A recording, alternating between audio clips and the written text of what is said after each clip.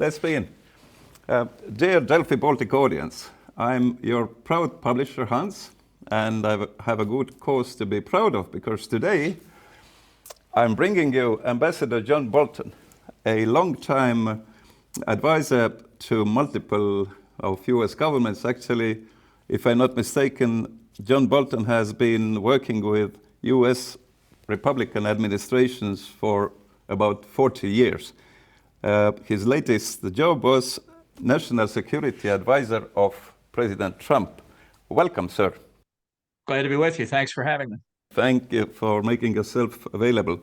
Of course, this is no news to you that we have a quite intensive military ballet going on here. From one side, Russia and Belarus are planning a kind of nuclear military exercise on our borders. The same way, Baltop, the NATO naval exercise, is going to be more massive than ever. So those are exciting times. Keeping this in mind, I would like to ask you, what kind of man is Donald Trump going to be in case he takes the presidency second time? Well, I think he's going to be much like he was in the first term, which is very troubling, I think, from the U.S. national security objective and perspective, and from the perspective of our friends and allies. I think it's very likely he will try to withdraw the United States from NATO. His advisors in recent weeks have been speaking with people, including the shadow foreign secretary of the United Kingdom, saying that's not really going to happen. I was there with him at the 2018 NATO summit in Brussels when he came within about a half an inch of actually withdrawing. He doesn't understand the nature of alliance relationships. He doesn't understand that a mutual defense alliance like NATO makes all the partners more secure if everybody pitches in and lives up to their commitments and does what's necessary. People say, well, he's just making these threats as a bargaining tactic to get Germany and others, Canada, for example, who are about 1.5% of defense spending as a percentage of GDP, to get up to 2%. And that when they get to 2%, everything will be fine. I just want to let everybody know, I think U.S. defense spending has to go from about 3.5%, which is what we spend, to Reagan-era levels of 5 to 6%. And guess what? That means that our friends in NATO are going to have to go to 3 or 4%. Right. There's no rest for the weary. And I've spent a lot of time, and many others have in America, urging our friends in Europe to spend more on defense. The reason we do it is because we think it will make NATO stronger. The reason Trump does it is because he thinks it's a wedge he can use to get the United States out of NATO. Now, this is something we could debate this for a long time. We won't know until Trump actually takes office. But I guarantee you this, he does not understand the nature of defense alliance relationships. He doesn't care to learn. And he thinks he's got a great personal relationship with Vladimir Putin. He's very much about personal relations with the Korean dictator Vladimir Putin as well as Chinese President Xi. Do you think it's useful? Do you think personalities in autocratic countries somehow dominate as compared to national interests? Well, I do think a lot of this is a matter for the psychiatrist. I don't pretend to know what the answer is. But I think that Trump has for a long time equated relations between states with the personal relationships between the heads of state. So if he has a good relationship with Vladimir Putin, then he thinks the U.S. has good relations with Russia. Now, nobody would discount the role of personal relations in foreign affairs, but people like Putin and Xi and other dictators around the world, these are hard men who know exactly what they think their national interests are. And they look at Donald Trump and they see somebody who doesn't understand what American national interests are, and they think he's an easy mark. He's easy to flatter. Sorry, and they know how to go after him. Sorry to interrupt. I read this passage with great interest in your book, your memoirs from White House called The Room Where It Happened. And you were accompanying President Trump 80 kilometers from Tallinn in Helsinki while he met Vladimir Putin. Did you see Putin really playing around with him like a cat with a mouse? Do you think that is it some typical phenomenon of American soul not to understand this bandit bragging, which we in the Baltics understand pretty well, being fluent in their manners? You know, I'm a Russian speaker, and I know it's like bragging that you have to keep me down. I'll crash it all. Yeah, well, I don't think he understands much. I don't think he understands much at all about Russian history or how we arrived at the current state of affairs with Russia. I think because he sees everything through the prism of what benefits Donald Trump, he thinks he can make deals with people like Putin. I do think Putin and Xi Jinping and others see through Trump. They see that he's susceptible to flattery. They see that he doesn't really know what he's talking about. They're not going to make that evident in the way they deal with him because they're not going to give away their secret. But I've known Vladimir Putin for well over 20 years. I first met him about 6 weeks after the 9/11 attacks in Moscow when I accompanied Donald Rumsfeld to meet with Putin and others. He's a cold-blooded man. And he knows exactly what he wants, and that is something that I don't think Trump appreciates at all. Okay, but just to make more use of your very exclusive experience with autocrat presidents, do you think, sir, that either President Xi of China or Kim Il-sung from North Korea or Vladimir Putin, our bad neighbor here, our vicious neighbor, are really able to kick off a serious war with a nuclear state, one of NATO members? Are they simply bragging? Is it just hot talk, or how do you see it?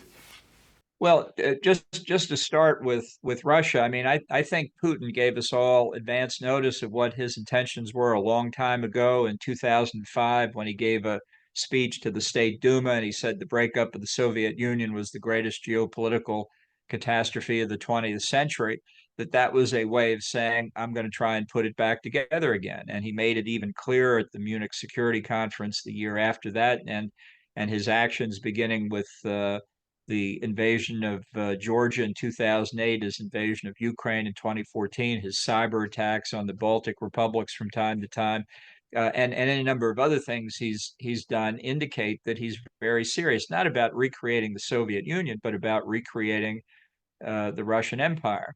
I tell the story of Sergei Lavrov, who for a time in the George H.W. Bush administration was my counterpart when I worked at the State Department. I went to Moscow. You published a nice photo of you shaking hands with Sergei. Right. So I've known him for a long time, but in going to Moscow, they prepare information about who you're going to meet with and so on to be helpful in backgrounding. And one of the comments made about Lavrov in 1990 or 91 was we assess that Lavrov is not a communist. We assess he is a czarist. And I think that was true. And I think Putin's a czarist too. So, that's what his objective is. I'm sorry to interrupt you once more, as we have very limited time. You also were talking to Nikolai Patrushev, who is now one of the very outspoken guys, I would say, outright madness comes out of this mouth now and then, but he's now experienced some influence over very aggressive Vladimir Putin. How did he impress you? Was he? Did you see him as having some influence on Vladimir Putin even then, or you didn't? Yeah, no, I did. He was my counterpart, my opposite number, as close as these things can go between two governments. I met with him many times, including once in Jerusalem at the invitation of Prime Minister Netanyahu. And I saw him as being another czarist. And I think this is important because I would hope that would mean that they've got plenty of other targets other than the Baltics to go after. In other words, in Central Asia and the Caucasus and in Central Europe before they actually cross the NATO border. That's one thing to consider. But I listened to Patrushev on two different occasions give me a long lecture about why Ukraine was a failed state, not an independent state. This is in the years before, after 2014, but before 2022. And he believed it, and you could see this was that's why calling this war in Ukraine Putin's war is a mistake. There are many people in Russia, in the Russian government, in the Russian country, who think that Ukraine and other parts of the former Soviet Union were unfairly torn away from Russia, and they want them back. It's very hard for me, or probably lots of the Baltic nations, to believe that either President Biden from the United States or Chancellor Olaf Scholz would be principle-born cowards. But we see this, we see them dragging their feet. And what do you think happened during CIA Director Burns' visit to Moscow prior to the war? Did he maybe, possibly receive some kind of threat which they wouldn't voice, but which is there for them to know, so they would be very reluctant to help Ukraine with the long-distance weapons and so forth? Yeah. We don't know for sure, but I think Putin drew his own conclusions from meeting with Biden in Geneva in the summer of 2021. He saw the effects of age on the president's ability to carry on a conversation. He watched very carefully the American withdrawal from Afghanistan, which was a catastrophic mistake for the United States. And he heard President Biden say in early 2022 that a small incursion across Ukraine's border would not necessarily trigger a big response. And I think he drew the conclusion, Putin drew the conclusion, the Kremlin drew the conclusion they could get away with it. What did CIA Director Burns learn or didn't learn in Moscow? Yeah, I don't know, but I tell you this, I've known Bill Burns for a long time. He's a State Department diplomat. Okay, he's a State Department. That should tell you everything you need to know.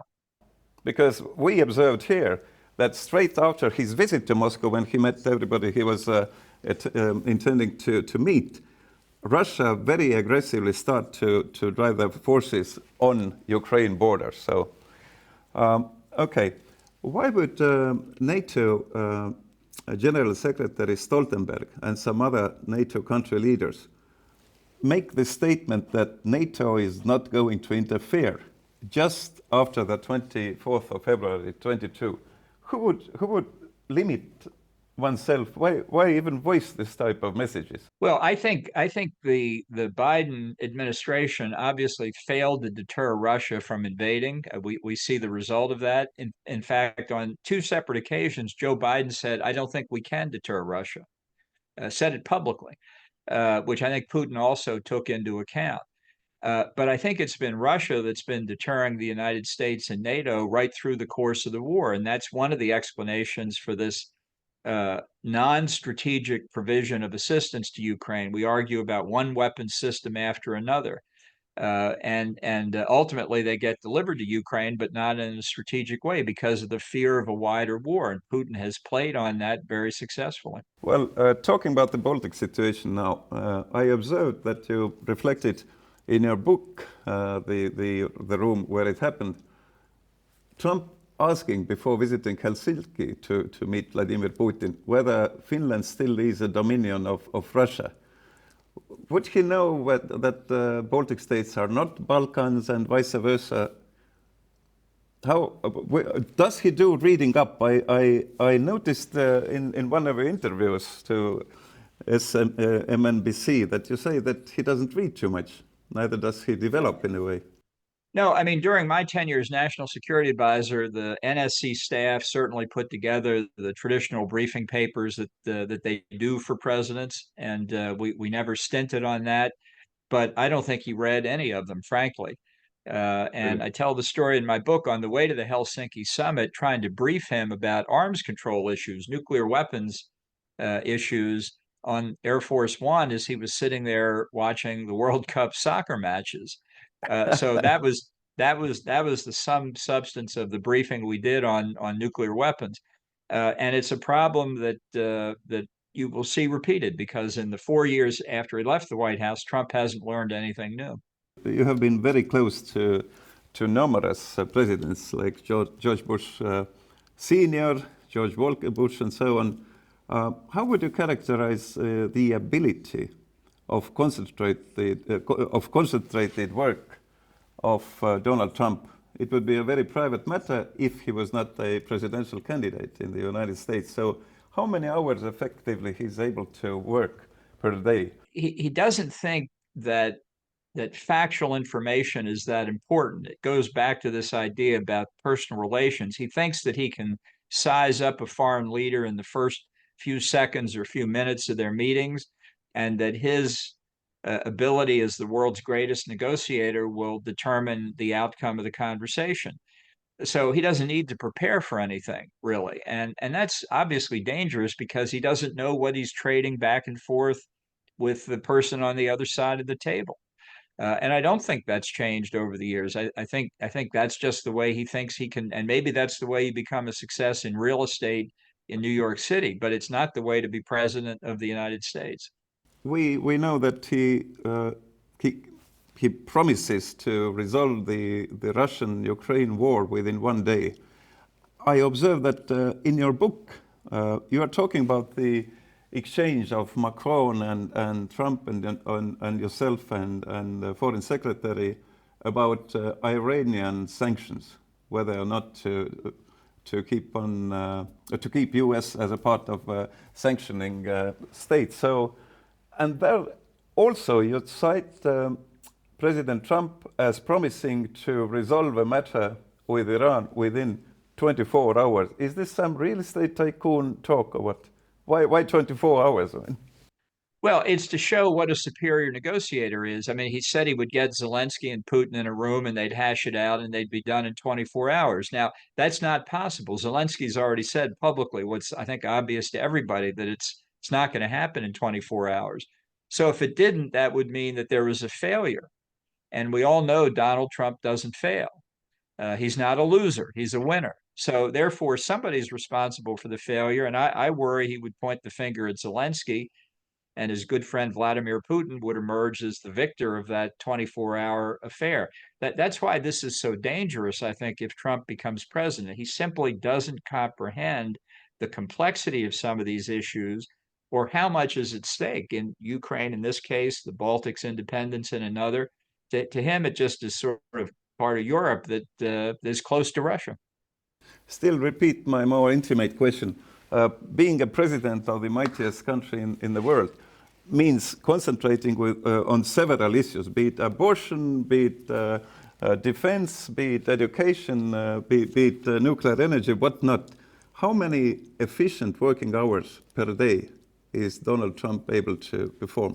Well, not very many. He spends a lot of time watching television. He likes to see himself on television. He has one of those devices where you can record and speed up and come back. I think even more important than how many hours he spends is realizing he doesn't have a philosophy, doesn't have a political philosophy. He doesn't think in policy terms the way most Western governments think. It's idiosyncratic, it's transactional, and it's all seen through the prism of how does this benefit Donald Trump? And I mean politically, mostly in this case, not economically. What I found and what others found is one of the most effective ways to persuade Trump to make a certain decision is to argue to him effectively why making the decision you're recommending would benefit him politically.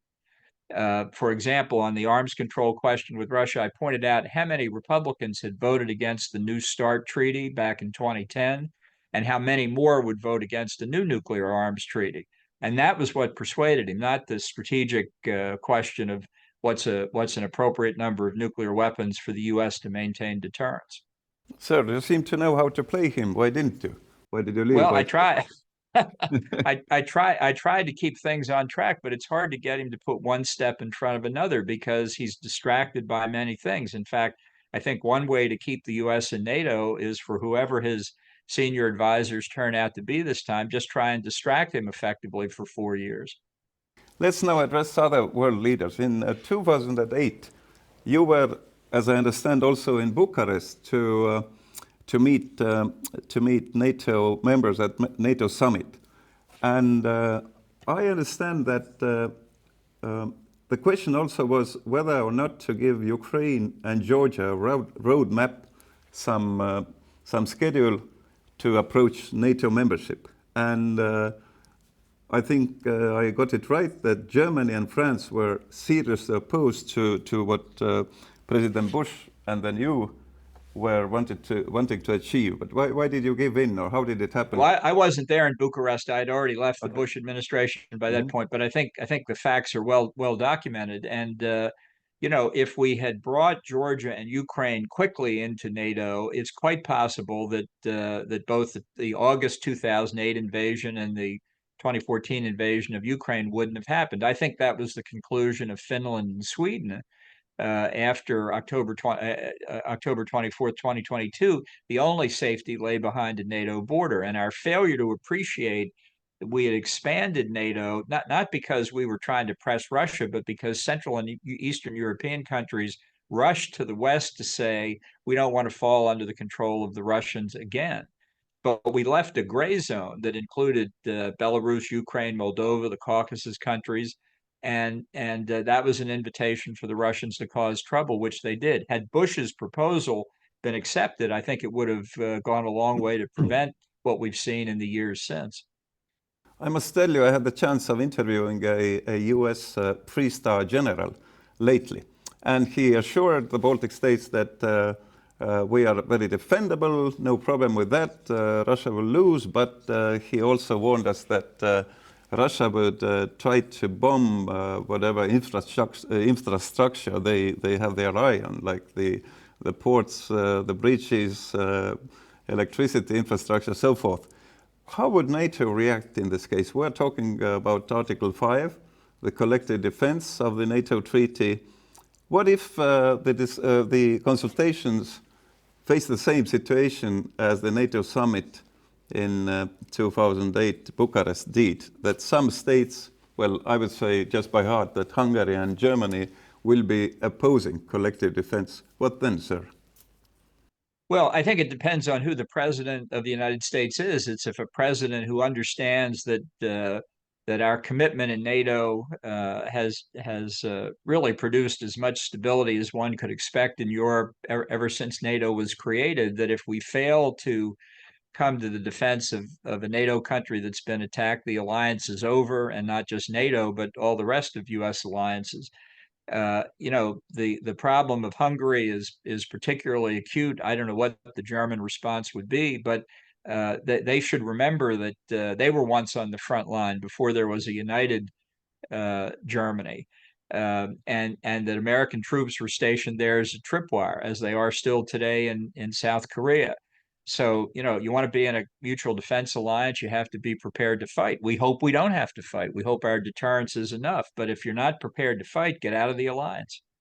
Talking about the deterrence, there seem to be two kinds of politicians in world politics, and of course also in White House, the so-called peaceniks and the hawks, which I consider you to belonging to, but you have been fiercely opposing this idea. Okay, but sir, of course, everybody knows that you were pushing hard and in an efficient way the mass weapon proliferation treaty. So what a hawk could do this. But sincerely and philosophically, which way is better to handle the dictators, especially those who have nuclear weapons? Is it what is the limit of discussion, like Macron tried to do with Vladimir Putin prior to the war, or what about your article in Wall Street Journal in 2018, finding legal motivation to preliminary attack North Korea before they would do it with their neighbors or US. How do you see are we forever going to see the escalation and de-escalation cycles? How does hawkism and then from the other side peacenicism or pacifism work?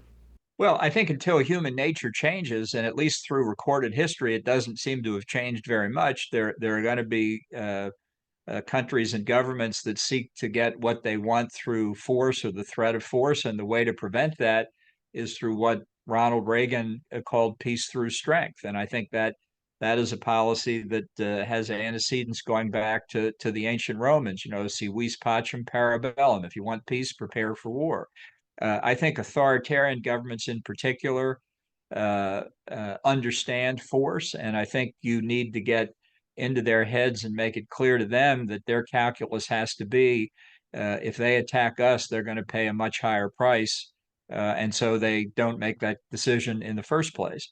If it fails, if you don't respond with force, the adversaries will learn that your word is not meaningful, and it will endanger everybody else. If the United States and NATO failed to do what we need to do to protect Ukraine, that will embolden China to go after Taiwan, the South China Sea, and many other targets. So what we've got now, I think, is a new axis between China and Russia.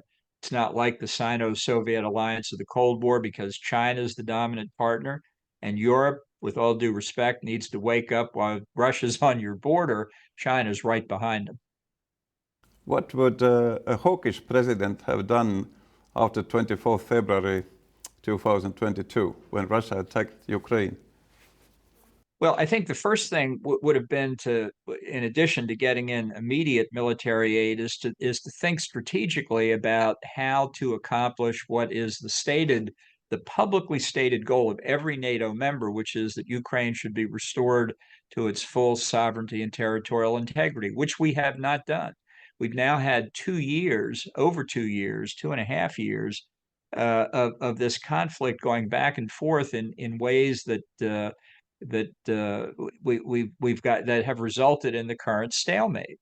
And the result of that is that support for aiding Ukraine has declined in the United States. A lot of European countries have made commitments but haven't delivered on the commitments to Ukraine. So if you're serious about your stated objectives, and maybe we're not, but if you are, then you need to think more strategically. And restrictions that were placed on Ukraine not attacking targets in Russia. I mean, for example, why don't we bring down the Kerch Strait Bridge? I don't know why we've left it there to begin with. Because there's not too much ATACMS, especially the long range ATACMS. There are ways to do it. There are ways to do it. I think NATO could have declared a no-fly zone, certainly over Western Ukraine.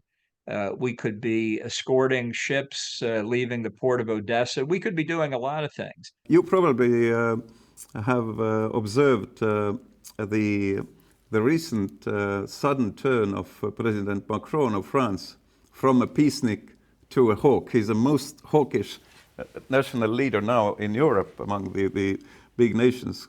Can this really happen? Have you seen in your vast experience peaceniks turning to hawks if peacemaking doesn't work, which didn't during Macron's visits to Putin prior to the war? Look, all I'll say on the subject, because we are short for time, is for those Europeans who think their salvation and security lies in the European Union, be careful of what you say, because you may get your wish. And if you think France and Germany can lead the Western alliance, good luck. That's a good one. Finally, tell me what's happening at your home country, United States. If I read the declarations, the Zionist, anti-Zionist, racist, anti-racist, MAGA, woke, whatnot, if it would happen that a US court will block Donald Trump's attempt for presidency, is there going to be a civil war? No, I think people are exaggerating this. We had a civil war once, a real civil war. 620,000 people in the military died. 620,000. when the population was obviously much smaller. So partisanship is high, tensions are high, the country is divided, but fundamentally it doesn't go to the integrity of the underlying institutions or the strength of the constitutional system. It may well take an international crisis to get us to think in a more unified way. I'm not happy about the choice between Biden and Trump in November. As I say, I'm not going to vote for either one of them. But remember what Winston Churchill said: you can always count on the Americans to do the right thing, usually after they've tried everything else. Yeah. And we're trying everything else now, but just give us a little bit of time. Well, my last question. If it would happen that Donald Trump would continue the second term as a president, what kind of team would he put together this time? Because in your team, while you were advisor on national security, there were lots of people besides you, like General Milley or Bill Barr or Secretary Pompeo, who were arguing bravely with Donald Trump. What kind of team would we be seeing in this case in White House? Well, never underestimate the force of ambition in Washington. A lot of people want to go into the administration, but I'm very worried, as in all second-term presidencies, the quality of the people will decline. And it will be more a question of loyalty to Trump. Will you do exactly what I tell you to do? Don't offer me your opinion, just do what I tell you to do. That's a mistake for a president to want a staff like that, but that's the staff he may get, and I think it will lead to problems. Thank you very much for this interview, sir, and keep up your good work, because we are peace-loving small nations here, and we have been looking how peaceniks can put their act up to defend us and versus the hawks, and we might happen to be in a situation when we need hawks only. So thank you very much for your work. Thanks for having me. Appreciate it.